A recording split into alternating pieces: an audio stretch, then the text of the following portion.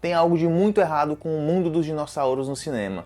Mais uma vez, os estúdios Universal tenta sugar dinheiro de uma franquia que já se mostrou bastante lucrativa nos anos 90, bastante lucrativa recentemente com os 3 Jurassic World, e dessa vez traz o diretor Gareth Edwards, que dirigiu o Godzilla de 2014, que dirigiu o Rogue One, uma história Star Wars, 2 filmes muito bons para dirigir esse Jurassic World Recomeço. Mas antes eu te peço rapidinho para se inscrever no canal, caso você ainda não seja inscrito, porque isso acaba ajudando o meu trabalho, ajudando esse conteúdo a chegar a cada vez mais pessoas. Então se inscreve, porque agora a gente vai para a sinopse e crítica de Jurassic World Recomeço. Na trama, um grupo embarca em uma aventura corporativa buscando extrair o DNA dos 3 dinossauros mais colossais da terra, da água e do ar. Tudo isso com esse DNA, as pesquisas científicas vão desenvolver um remédio que vai trazer inovações no ramo da medicina e, claro, muito dinheiro para o laboratório que conseguir a patente desse novo remédio.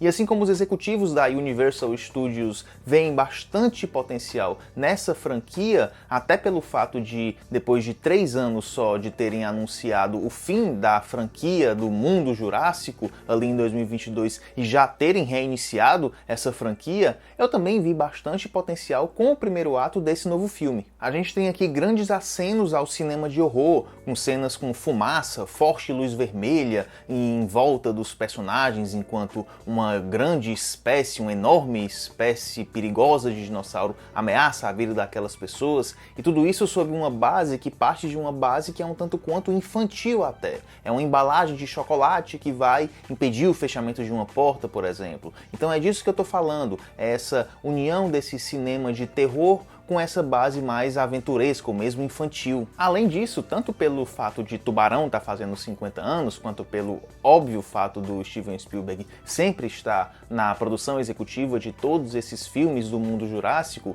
existem reverências ao Tubarão da década de 70 que são muito bem-vindas, tanto em planos que colocam os personagens envoltos nas mandíbulas ali dos animais aquáticos, dos dinossauros aquáticos, tanto nas sequências nas quais esses personagens ali em barcos pequenos são ameaçados por essas grandes criaturas marítimas. Então, pelo menos aqui em termos de espetáculo visual, a gente é investido nessa história, nessa trama. E muito disso vem dos laços e das promessas que são feitas nessa base, como o paralelo do trauma carregado pelo capitão Duncan Kincaid, interpretado pelo Mahershala Ali, e a apreensão enorme que a gente sente quando a gente vê uma garotinha quase caindo do barco, quase sendo engolida por um dinossauro marítimo gigante em um plano aéreo no qual a gente pode ver a grandeza, a imensidão da boca daquele animal frente à pequenez daquela criança. E também existe uma condução feita por muitos outros planos que são bem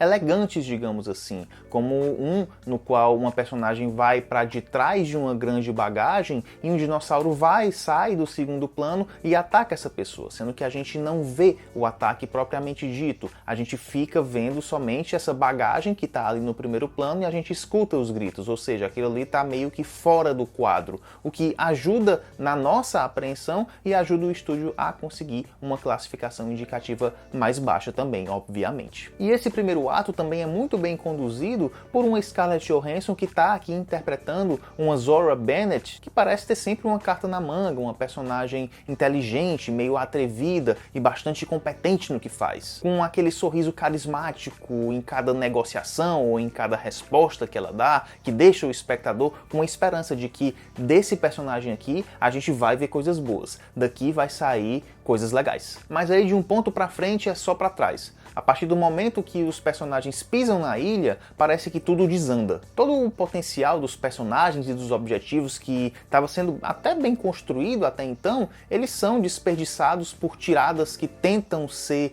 engraçadas, tentam ser cômicas, e aqui eu vou olhar para o personagem adolescente do namorado, e de atos de heroísmo inflamado que são falsamente, desajeitadamente inseridos no meio da trama. É uma queda impressionante. Se o carisma inicial da Zoe e de outros tantos personagens vinha com essa promessa de um bom desenvolvimento, depois a gente é bombardeado por discursos inflamados de heroísmo que não colam, que parecem ter saído de outros personagens completamente diferentes. Ou então eu vou assumir aqui que a ilha de Saint-Hubert, que é para onde eles vão, é tipo a ilha de Lost, que os personagens entram lá, pisam na areia da ilha e se tornam pessoas diferentes. Acontece alguma coisa que modifica a personalidade deles. Mas não é isso, né?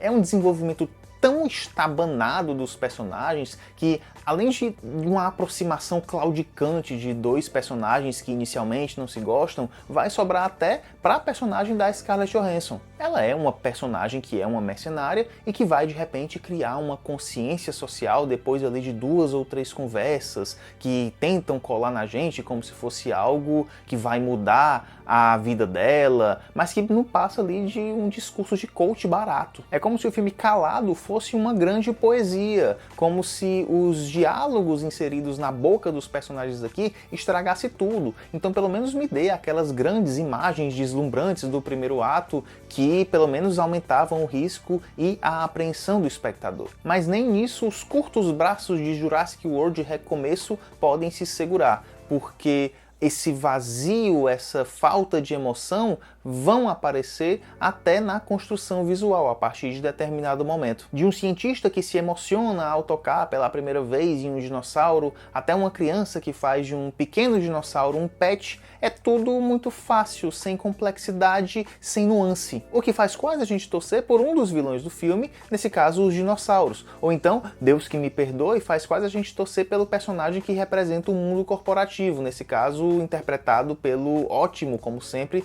Rupert Friend, da série Homeland. Até mesmo a apreensão, que era excitante no início, se transforma em cenas sonolentas, em cenas esquecíveis, com as sequências parecendo que foram dirigidas ali no piloto automático, quase como se dessem para uma inteligência artificial barata dirigir e produzir aquelas cenas. E nada parecendo com as saídas inteligentes e elegantes que o Gareth Edwards encontrava em Godzilla de 2014 ou então em Rogue One, uma história Star Wars. E é nessa hora que a gente lembra que o Gareth Edwards, além desses 2 ótimos filmes, também dirigiu o fraquíssimo Resistência. Então, se o início do filme mostra uma bela premissa da falta de interesse da humanidade pelos dinossauros, talvez seja a hora de considerar que os dinossauros estão sendo um fardo para o cinema mesmo, estão ali só atrapalhando o trânsito. Então, talvez seja a hora de deixar os dinossauros no cantinho deles mesmos, talvez seja a hora de deixar os dinossauros morrerem ali, serem esquecidos por um tempo, um bom tempo mesmo. Beleza, pessoal? Me conta aí o que foi que você achou de Jurassic World Recomeço, ou se você vai assistir, o que é que você acha dessa nova possível trilogia que vem por aí, porque a gente fica por aqui hoje. Então, até o próximo vídeo. Tchau!